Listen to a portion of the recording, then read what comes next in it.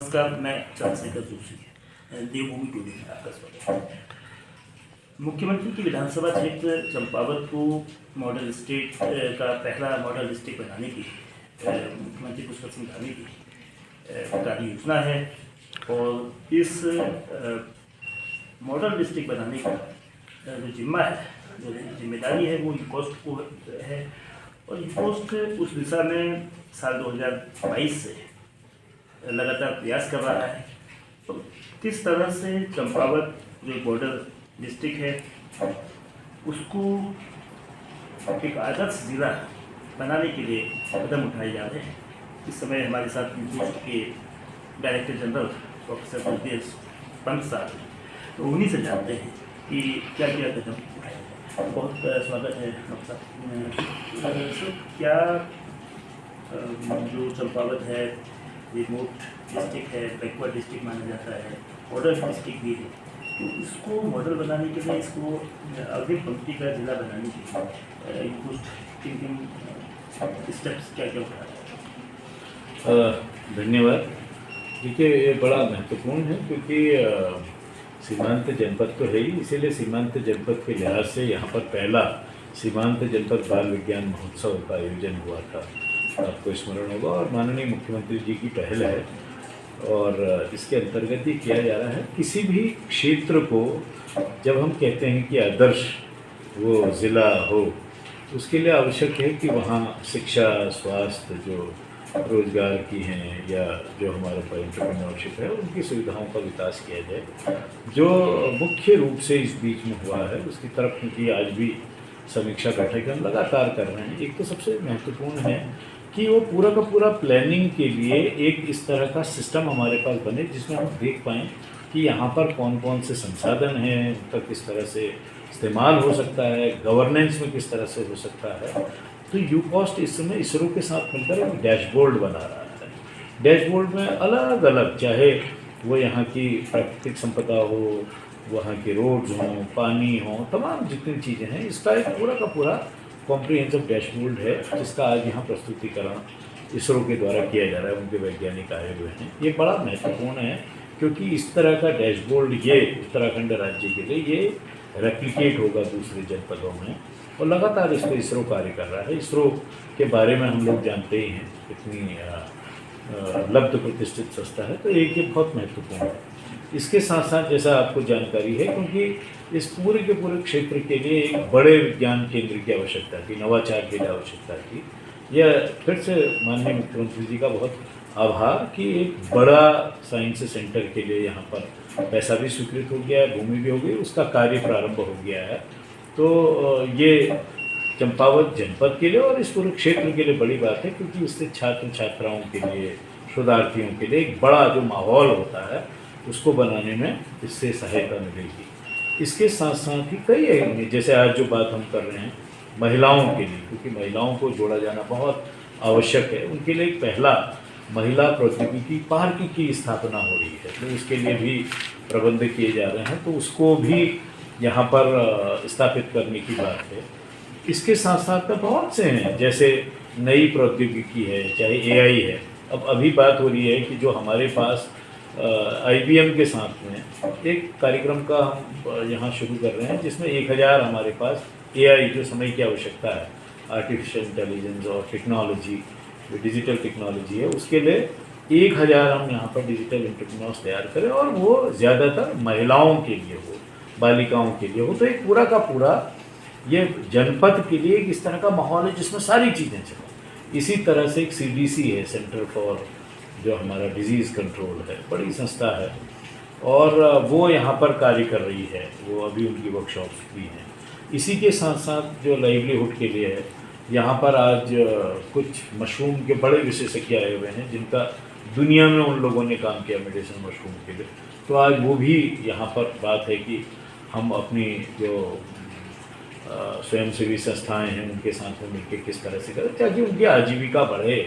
इस तरह से हमारे पास बहुत सा, चाहे हम एक स्टेम की प्रयोगशालाओं की शुरुआत करनी हो, क्योंकि सबसे पहला ना देखिए शिक्षा को बढ़ावा हमने देना ही होगा और वो उसको हमको राष्ट्रीय और अंतर्राष्ट्रीय स्तर का करना होगा, क्योंकि यहाँ मेधा है, सिर्फ हमको उसको शेप देने की आवश्यकता है। इसी तरह से एक मुख्यमंत्री जी का फिर से आभार, एक लैब्स ऑन व्हील प्रारंभ हो गया है। तो दूर दराज के इलाकों में जहाँ लेबोरेटरीज़ नहीं हैं तो वहाँ लेबोरेटरी सचल वाहन हैं, ये जाएंगे और वहाँ पर पहुँच के उनको लेबोरेटरीज़ की सुविधा मिलेगी।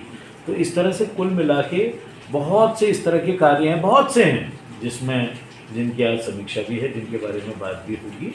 और ये है कि और आगे को क्या कर सकते हैं स्वास्थ्य के क्षेत्र में, इंफ्रास्ट्रक्चर के क्षेत्र में तो सरकार कार्य करती ही है कि कहाँ से रोड होगी, कहाँ से बड़ा मॉडल बनेगा, कहाँ से मास्टर प्लान आएगा, इस दिशा में तो कार्य है ही। लेकिन पानी मिले, अब पानी के लिए देखिए चंपावत में जैसे जैसे टूरिज़्म आएगा, जैसे जैसे लोग आएंगे तो हमारे पास पानी की जो एक समस्या है वो लगातार बढ़ेगी। तो उसके लिए हम पानी किस तरह से, उसके लिए वाटर कंजर्वेशन के लिए जाएं, किस तरह से वाटर रेन हार्वेस्टिंग की बात करें, ऊर्जा के लिए हम किस तरह से बात करें। तो ये तमाम सारी चीज़ों का वैज्ञानिक आधार पे एक पूरा का पूरा मॉडल बनाने के लिए लगातार दिन रात कार्य चल रहा है। पेटेंट्स यहाँ से होते हैं, उसके बारे में बात हो। यहाँ पर हमने चंपावत और लोहाघाट 2 जो हमारे महाविद्यालय हैं उसमें पेटेंट इन्फॉर्मेशन सेंटर और स्थापित हो गए हैं इसी बीच में भी पोस्ट के द्वारा। तो इस तरह के कई प्रयोग हैं जो अभी चल रहे हैं।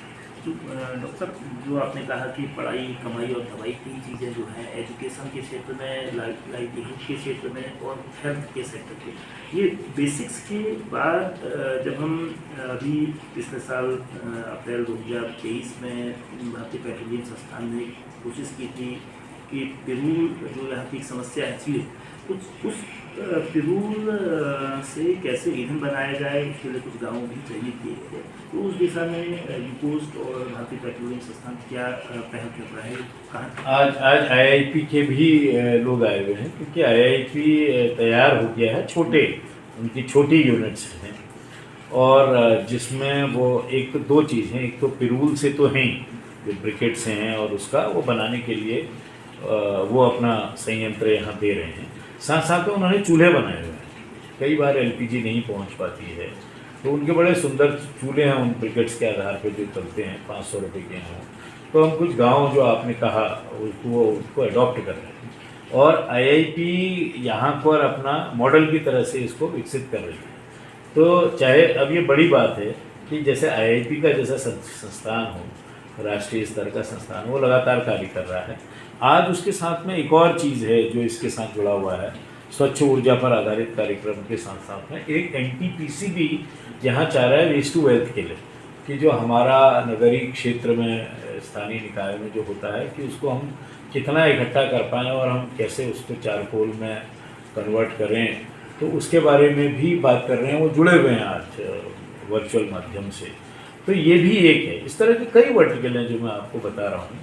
तो उन सभी का ये है, अब हम उसको उस स्थिति में आ गए हैं क्योंकि हमने लगातार इस पर कार्य किया है 1 वर्ष तक। अब वो सब इम्प्लीमेंटेशन की पॉइंट पे आ गए हैं। तो ये अच्छी बात है कि अलग अलग संस्थान और ये वाले संस्थान हैं जो लोग करके दिखाते हैं और आज तक करते हैं। तो कृषि प्रधान देश में सर एक समस्या खेतिहरों के साथ ये आ रही है कि वो खासतौर पर पहाड़ों में कि जंगली जानवर उनकी फसलों को नुकसान करते हैं। और क्या कोई ऐसी टेक्नोलॉजी डेवलप करने की कोशिश हो रही है जिससे या तो वो फसल अपना बदलें जो जंगली जानवर नुकसान न करें, या उनके खेत सेफ रहें, एक कंबाइंड तौर पर बड़े पैमाने पर इस दिशा में क्या? नहीं, ये आपने बड़ा अच्छा प्रश्न भी पूछा है। तो क्योंकि एक बड़े सामान्य तौर पे तो कह दिया जाता है ये वाला है कि कीवी के लिए, चाय के लिए, मतलब जिसमें जंगली जानवरों की रुचि नहीं है उसको करें। अभी हम इस बार तो यहाँ हम मशरूम के लिए जा रहे हैं, मशरूम, और उसमें भी उस स्तर का मेडिसिनल मशरूम कि जिसके लिए जाया जाए, जिसकी और उसके जो दूसरे वैल्यू एडिशन हो जाता है उसके लिए जाया जाए, उसको करें। लेकिन अभी हमने, आपको ध्यान होगा कि इससे पहले कुछ जो PSA office, principal scientific adviser, प्रधानमंत्री जी का जो कार्यालय है तो एडवाइज़र का उनके लोग आके यहाँ लगातार उन्होंने 2 बार अपने स्टार्टअप्स का भी प्रदर्शनी उन्होंने दी थी। उसमें से एक को कृषि विभाग ने संभवतः एक को उन्होंने लिया है। वो इसी तरह का एकॉस्टिक बेस्ड कोई सिस्टम है ये जानवरों के लिए। तो एक तो वो है। इस तरह के कुछ और जो इनोवेशंस हैं उसको भी लिए हैं, तो उनका प्रयोग यहाँ पर वो कर रहे हैं। तो अगर उसकी सफलता मिलती है एक या दो स्थानों पर तो हम उसको रेप्लिकेट कर सकते हैं। तो इस दिशा में भी एग्रीकल्चर के लिए भी, क्योंकि ये बिल्कुल ठीक बात है, काश्तकारी अगर बढ़ेगी रहेगी तभी खुशहाल हो सकता है ज़िला, तो उस दिशा में भी कार्य। बहुत धन्यवाद। एक उत्तराखंड विज्ञान एवं प्रौद्योगिकी परिषद के महानिदेशक प्रोफेसर योगेश पंडित। और जाहिर है कि विज्ञान और टेक्नोलॉजी के उपयोग से देश और ज़िला आगे बढ़ेगा, और उसके लिए यूकोस्ट जो नोडल एजेंसी है वो प्रयास कर रही है, और उन प्रयासों को जो 2 साल से हो रहे हैं उसके धीमे धीमे एक इम्प्लीकेशन, उनके नतीजे भी सामने आ रहे हैं।